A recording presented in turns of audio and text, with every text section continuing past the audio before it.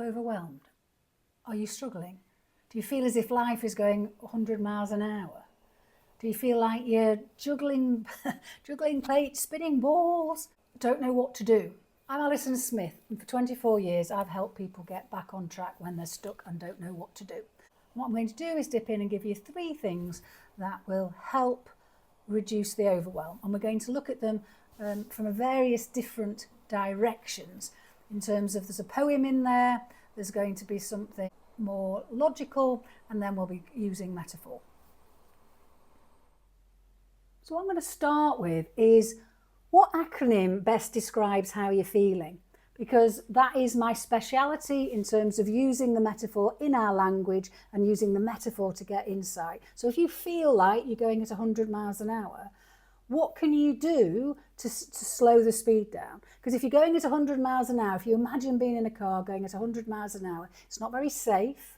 It's not very safe for other road users. It's not safe for you. It doesn't necessarily, therefore, get you any quicker if you get stopped by the police or you have an accident, etc. What happens if you imagine taking your foot off the accelerator and going at a more reasonable speed that supports your well-being, and therefore you feel less frazzled? So you might actually be able to work some extra hours in a day because you're feeling less frazzled. Whereas what happens, well, certainly for me, is if I have a really busy day going at 100 miles an hour, I can only do 100 miles an hour for so many hours in a day, and then I collapse. So if I slow down, I'm perhaps able to expand the amount of time I'm doing something in, that therefore then means I get more done. So that's one acronym. We might be juggling balls, and I'm going to do something in the new year about juggling balls. But one of the insights that I got when I was working with somebody about juggling balls is it's the choice of the acronym that is fueling the overwhelm, really. The fact that as soon as we say, oh, I'm juggling too many balls, we're taking responsibility for keeping the balls up in the air. So therefore it's about perhaps choosing a different acronym that enables you to say, I'm going to put the balls down. I'm going to hold one ball at a time. And therefore solutions people have come up with over the 24 years that I've worked with people in this way have been about Velcro balls. So instead of buying into that I need to keep all these up in the air, then these are Velcro balls, and I'm going to put them on a Velcro board, and I'm just going to deal with the balls one at a time. Same with spinning plates. If you feel like you're spinning plates, if that acronym speaks to you more, then imagine putting the plates on a plate rack so that you can see all the plates that needs to be sorted, but you can actually spin one plate at a time. I'll put a link to a playlist about other acronyms we use when we're stuck and how to use the acronym to actually get back on track. So if we can't see the wood for the trees, I go out into a wood. If we're stuck in a rut, we go and find a rut. The second technique for reducing overwhelm that I'd like to share with you is poetry.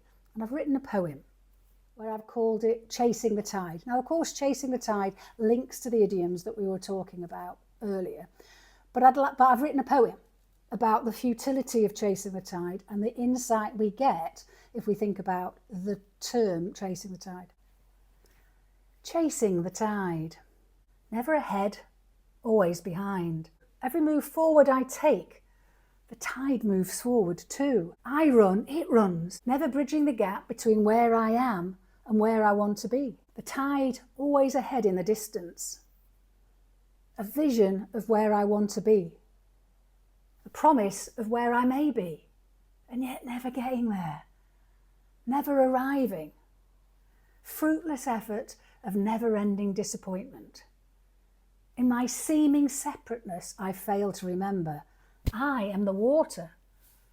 I am part of the tide. My wave will arrive. No one tide arriving together. Separate waves arriving exactly on cue. No late, no missing out, perfect timing. My arrival after one wave and before another. Always on time. Never ahead, never behind. I am the tide. Do let me know if that poem resonated with you. I've got a playlist of poems that have also been written to help you see problems differently from a self-development, personal development point of view. Finally, a more logical summary of things that you might want to do different. A couple of years ago, I did a Advent series of posts sharing A to X ways of being kind to yourself to help reduce the overwhelm and support your well-being. What I want to do is pick 4 of those that are relevant to me, and I'm hoping that they're relevant therefore to you at this moment in time. There's a link in comments to a longer post with more explanation about all of these 24 ways. But do have a look at the A to X ways and pick one and identify what it is that you could do to actually take action, because at the end of the day it's not what other people can do for us to reduce our overwhelm. Quite often it's what we can do. And the first thing, for me, it's all about movement, and therefore I've taken an acronym and I'm going to pick 4 which spell out move. So the first thing to do is movement, because quite often if I'm feeling overwhelmed and I don't think I've got time for anything, and the one thing that gets cut out is movement. Oh, I haven't got time for that. And yet actually it's the movement that shifts the stagnation, shifts our thinking, gets our body moving, and enables us to actually cope with whatever's coming at us much better. So it's one of those things where we don't think we've got time for it, and I would say I don't think you've got time not to do it. Oh, is openness, because I think one of the things is about saying yes when we perhaps normally say no. And it links to the not having time for things, that when we haven't got time, we quite often say, no, I can't do that. And yet a conversation with a friend, going out and looking at a view in nature, going for a walk, making a particular, your favourite meal, are all things that would give you joy. And that joy then fuels the well-being and brings the overwhelm down. The V in my little mini acronym is about vision and values. And so it's about knowing what's important. So make sure that you understand what's important to you, and say yes to things that are important and no to things that are not important.